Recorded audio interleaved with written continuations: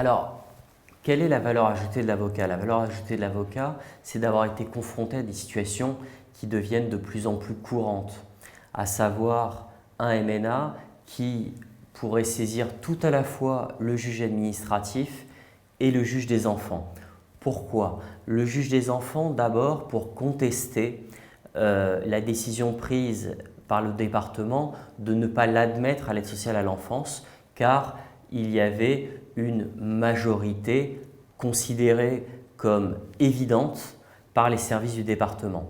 Et ça doit se concilier avec un éventuel contentieux devant le juge administratif. On a eu un cas bien particulier dans un département de l'Est où un mineur avait été considéré comme majeur par les services de l'ASE.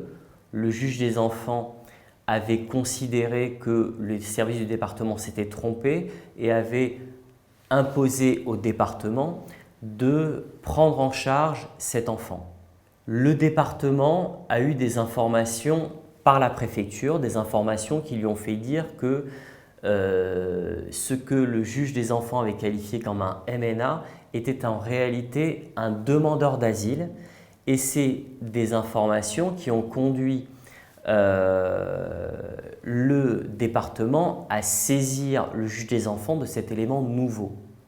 Et dans l'intervalle, qu'a fait l'avocat du MNA? L'avocat du MNA a considéré que la décision du juge des enfants devait s'appliquer immédiatement, que le département avait failli dans son obligation de prendre en charge le MNA et a saisi le juge administratif d'un référé. Et devant le référé, il y a eu un débat renouvelé sur la qualité ou non de mineur.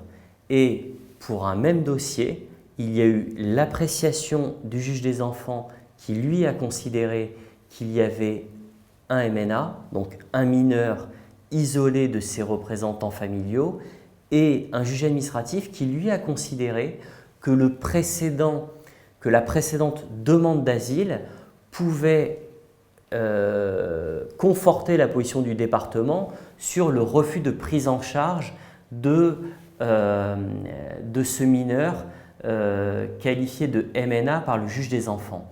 Et là, une véritable contrariété entre deux positions, entre deux magistrats. Finalement, le juge des enfants a été amené à se prononcer de nouveau et lui a considéré qu'il était le plus à même de juger de la qualité de mineur, et il a finalement maintenu sa propre décision alors même que le juge administratif avait conforté l'administration.